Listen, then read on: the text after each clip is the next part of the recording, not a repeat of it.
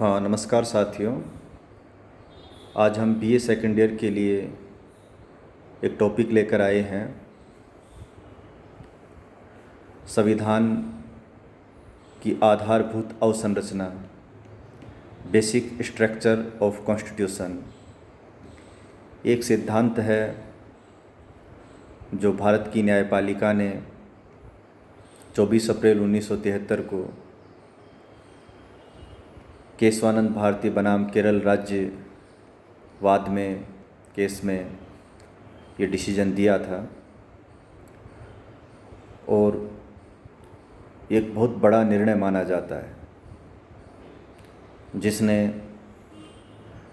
भारत की जो सरकार है उसके जो अलग अलग अंग हैं उनकी शक्तियों के निर्धारण में, उनकी सीमाओं के रेखांकन में इस सिद्धांत को बहुत गहराई से समझा जाता है और इसकी नज़ीर दी जाती है।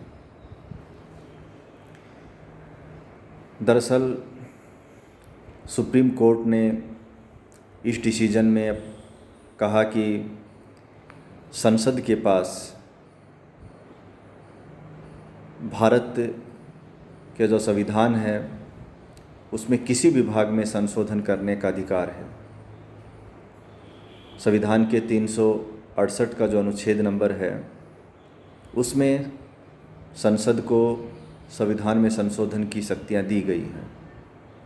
राज्य विधानसभाओं को भी हैं, लेकिन वो कुछ मामलों में है जो ख़ास तौर पर भारत का जो फेडरल सिस्टम है उससे जुड़े विषयों में राज्य विधानसभाओं की भी भूमिका होती है संविधान संशोधन में। लेकिन सामान्य तौर पर जो संविधान के बड़े हिस्से में संसद ही संविधान संशोधन कर सकती है। तो इस डिसीजन में कहा गया कि संसद को अनुच्छेद 368 के तहत संविधान के किसी भी हिस्से में संशोधन करने का अधिकार है, लेकिन संसद संविधान में कोई भी ऐसा संशोधन नहीं कर सकती जो संविधान का मूल ढांचा नष्ट होता हो। जिससे संविधान का मूल ढांचा क्या होगा इसके बारे में सुप्रीम कोर्ट ने कहा कि वो समय समय पर ये बताएगा कि कौन कौन सा या कौन कौन से प्रावधान, कौन कौन सी बातें संविधान का मूल ढांचा होंगे। ये शक्ति भी अपने पास ही रखी न्यायपालिका ने। तो एक और तो इसे इस रूप में देखा गया कि संसद को असीमित शक्तियाँ मिल गई हैं संविधान में संशोधन की, लेकिन दूसरी ओर ये भी कहा गया कि नहीं, असीमित नहीं है, बल्कि एक दायरा तय कर दिया गया है और वो दायरा है संविधान का मूल ढांचा। उसमें कोई छेड़खानी नहीं की जा सकती। संविधान के मूल ढांचे से अभिप्राय है जैसे हमने कोई घर बनाया तो हमने पहले जो हमारे घर की पिलर होती हैं, जो हम बीम भरते हैं बिल्डिंग में, वो एक मूल ढांचा होता है। अब उसके भीतर हम किधर से किधर दीवारें खींचते हैं, कहाँ से दीवार हटा के कहाँ सेट कर देते हैं, तो उससे दिक्कत नहीं आती है। लेकिन अगर हम उस पिलर को ही ढाना शुरू कर दें तब तो फिर वो पूरी इमारत ही गिर जाएगी। तो ऐसी ही बात कुछ केशवानंद भारती बनाम केरल राज्यवाद में कही गई। ये एक संवैधानिक पीठ थी, 13 जो न्यायाधीशों की पीठ थी ये संवैधानिक, और उस समय 13 ही न्यायाधीश सुप्रीम कोर्ट में थे। SM सीकरी साहब उस समय चीफ जस्टिस थे और इस डिसीजन के अगले ही दिन वो सेवानिवृत्त भी हो गए थे, रिटायर हो गए थे। वो अपने लास्ट टाइम पे उन्होंने ये डिसीजन दिया था। कई लंबे समय तक 1972 से ही इस पे बहस चल रही थी और फिर 24 अप्रैल 1973 को ये डिसीजन आया। सरकार इसको लेके बहुत खुश नहीं थी। सरकार चाहती थी कि उस पर किसी भी तरह का अंकुश ना लगे। उस समय श्रीमती इंदिरा गांधी भारत की प्रधानमंत्री थी और एक बहुत बड़े नेता के तौर पर उस समय तक उभर चुकी थी। उन्हें ये बहुत रास नहीं आ रहा था। और सबसे बड़ी बात है कि ये डिसीजन बहुत माइनर अंतर से आया था। यानी कि 13 न्यायाधीशों में 7 न्यायाधीश ने एक मत दिया, जो बहुमत कह सकते हैं, और जो अल्पमत में थे 6। तो एक भी न्यायाधीश इधर से उधर हो जाता तो डिसीजन पलट जाता। तो ये उस समय की न्यायपालिका में भी कितने मतभेद थे या विरोधाभास था इस मुद्दे को लेकर, वो भी इसमें दर्शाया गया है। ये डिसीजन बताता है, क्योंकि इसमें अल्पमत की भी राय रखी गई थी, जो डिसीजन से अलग राय थी वो भी इसमें बताई गई थी। और श्रीमती इंदिरा गांधी इस डिसीजन से नाराज़ हुई, और उसका परिणाम ये हुआ कि जब चीफ जस्टिस SM सीकरी साहब सेवानिवृत्त हुए, तो जब अगले चीफ जस्टिस बनने की बारी आई, तो उस समय न्यायमूर्ति अजीत नाथ रे को भारत का अगला मुख्य न्यायाधीश बनाया गया। और उससे ऊपर 3 लोग सीनियर थे, जिनमें जस्टिस ग्रोवर थे, जस्टिस सेलेट थे, जस्टिस हेगड़े थे।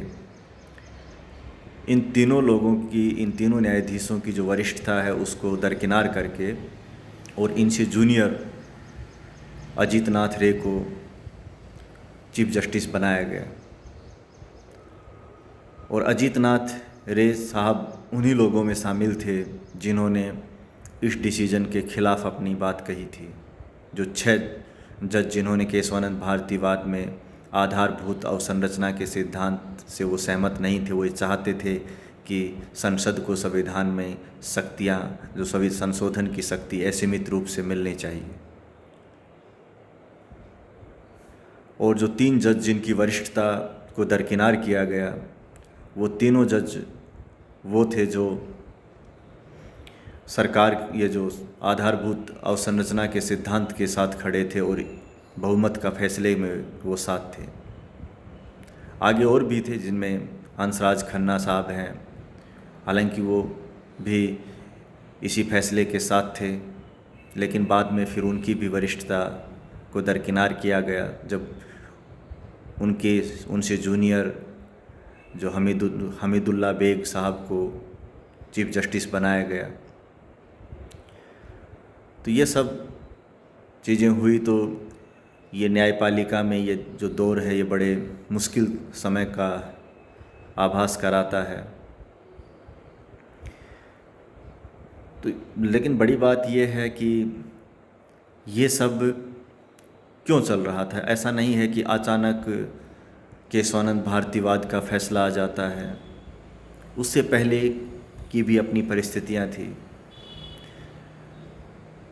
भारत में ख़ास तौर पे मूल अधिकारों के मामले में ये कहा गया है कि संसद या राज्य विधानमंडल या राज्य की जो परिभाषा है अनुच्छेद 12 में, उसको ये पावर नहीं है कि वो संविधान का जो भाग 3 है, मूल अधिकार है, उसमें किसी भी तरह का संशोधन करे या उसको सीमित करे। अगर कोई ऐसा कानून बनता है जो उस भाग को सीमित करता है तो वो रद्द माना जाएगा। तो यहीं से एक विवाद शुरू हुआ, क्योंकि हमारे यहाँ संविधान में बहुत सी विचारधाराओं के लोग संविधान सभा में शामिल थे और उन सब के विचार संविधान में अंतर्निहित हुए। कुछ बातों को नीति निर्देशक तत्वों में रखा गया, कुछ को मूल अधिकारों में रखा गया। तो एक जो विरोधाभास है वो पैदा हुआ। भाई आपने एक ओर संविधान में संपत्ति का अधिकार दे दिया, लेकिन दूसरी ओर नीति निर्देशक तत्वों में राज्य से उम्मीद की जाती है कि वो देश के संसाधनों का वितरण इस तरह करेगा जिससे कि समाज में सभी लोगों का विकास हो सके। एक और आप धार्मिक स्वतंत्रता दे देते हैं, अल्पसंख्यकों को अपनी संस्कृति के संरक्षण का, भाषा के संरक्षण का बहुत से राइट दे देते हैं संविधान के भाग 3 में, लेकिन दूसरी ओर नीति निर्देशक तत्वों में राज्य से उम्मीद करते हैं कि वो जो यूनिफॉर्म सिविल कोड को लागू करेगा। तो ये मैंने आपको कुछ उदाहरण बताए हैं। ऐसे जब हम गहराई तक जाते हैं तो कई तरह की दिक्कतें आती हैं। तो यही सब दिक्कतें आनी शुरू हुई कि कहीं जब राज्य नीति निदेशक तत्वों का पालन करने लगा तब उसके सामने मूल अधिकार बाधा बनने लगे। जब मूल अधिकारों के साथ छेड़खानी शुरू हुई तो फिर बात सीधी सुप्रीम कोर्ट में चली गई। तो ये जो शुरुआत में चंपकई द्वैराजन वाद आया उसमें कहा गया कि मूल अधिकारों में छेड़छाड़ नहीं की जा सकती, लेकिन बाद में फिर केस शंकरी प्रसाद वाद था, सज्जन सिंह वाद, इनमें ये कहा गया कि हाँ कर सकते हैं। तो ये जो सारा मामला था वो अनुच्छेद 13 में जो विधि की परिभाषा है उसको लेकर था। क्या विधि की परिभाषा में संविधान संशोधन की जो विधि है वो भी तो एक विधि है कि भाई कोई भी एक्ट बनता है, तो क्या वो उस विधि की परिभाषा में शामिल है? सरकार हमेशा ये कहती रही कि ये विधि की परिभाषा में जो शामिल नहीं है संविधान संशोधन विधि। 368 के तहत जो संविधान संशोधन किया जाता है वो मूल अधिकारों में भी किया जा सकता है, क्योंकि संविधान के अनुच्छेद 13 में जो विधि की परिभाषा दी गई है उसमें संविधान संशोधन विधि शामिल नहीं है। और गोलकनाथ वाद में जब ये मामला उठा 1967 में, गोलकनाथ बनाम केरल राज्यवाद में, तो उन्होंने स्पष्ट तौर पर यह कह दिया कि जो अनुच्छेद 13 में विधि की परिभाषा में संविधान संशोधन विधि भी शामिल है, अर्थात संसद अनुच्छेद 368 के तहत संविधान में खास तौर पे मूल अधिकारों में ऐसा कोई संशोधन नहीं कर सकती जो इनको कम करते हो, न्यून करते हो। तो ये सरकार के सामने बड़ी मुश्किल स्थिति खड़ी होगी। और ये 11 जजों की जो संवैधानिक पीठ थी उसने ये निर्णय दिया। और कमाल की बात इसमें है कि इसमें भी जो डिसीजन है वो बहुत नज़दीकी अंतर से आया, 6-5 से आया। श्रीमती इंदिरा गांधी ने 24वें संविधान संशोधन के जरिए गोलकनाथ वाद को रद्द घोषित कर दिया, 25वां संशोधन किया, 26वां किया, उस समय कई संशोधन किए उन्होंने। और वो समाजवाद के मॉडल पर आगे बढ़ रही थी।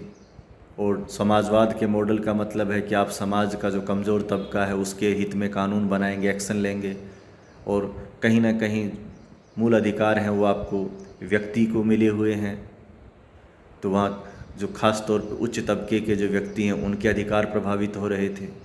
तो एक स्ट्रगल शुरू हो जाता है। केशवानंद भारतीवाद में सुप्रीम कोर्ट ने एक बीच का रास्ता निकाला कि भाई संशोधन तो किया जा सकता है संविधान में, और संसद के पास पावर है कि वो संविधान के किसी भी भाग में संशोधन कर सकती है, लेकिन वो कोई ऐसा संशोधन नहीं कर सकती जो संविधान के मूल ढांचे को ही नष्ट करता हो। क्योंकि अगर संविधान के मूल ढांचे में बदलाव करने का मतलब है संविधान को फिर से लिखने की कोशिश है, और किसी भी सरकार के पास संविधान को फिर से लिखने का अधिकार नहीं है। संविधान में बदलाव या जो लेखन का काम तो संविधान सभा ने किया है। इसलिए यह कहा गया कि वो केवल संशोधन ही कर सकती है, लेकिन कोई ऐसा संशोधन नहीं करेगी जिससे संविधान की जो बुनियादी मान्यताएं हैं वो नष्ट हो जाएं। फिर यही सवाल उठा कि बुनियादी मान्यताएं बता दो क्या क्या है, तो कहा कि ये हम समय समय पर बताएंगे, सुप्रीम कोर्ट ने कहा। और अलग अलग डिसीजन में बताई भी हैं, जैसे संसदीय व्यवस्था, विधि का शासन, गणतंत्रात्मक व्यवस्था, संघात्मक व्यवस्था, धर्मनिरपेक्षता, मूल अधिकार और नीति निदेशक तत्वों के मध्य समन्वयात्मक संबंध। इस तरह से और भी हैं करीब 20-25 जो प्रावधान या बातें हैं जिनको सुप्रीम कोर्ट ने अपने अलग अलग निर्णयों में आधारभूत ढांचे का हिस्सा माना है। उसके बाद 42वें संविधान संशोधन के जरिए फिर संविधान संशोधनों पर पुनरावलोकन को रोकने की कोशिश हुई। इस अधिनियम जो संविधान संशोधन अधिनियम में कहा गया कि जो न्यायपालिका के पास न्यायिक पुनरावलोकन की शक्ति ही नहीं है। फिर मिनर्वा मिल्स वाद आया, उसमें वापस न्यायपालिका ने जो केशवानंद भारती वाद है उसको सही ठहराया और मतलब उसी की बात को फिर से लागू कर दिया, अपने ही पूर्व निर्णय को फिर से दोहराया। तो ये सब एक आधारभूत अवसंरचना का जो सिद्धांत है उससे जुड़ी एक छोटी सी बात थी जो मुझे लगा कि आपको बताया जाना चाहिए। धन्यवाद।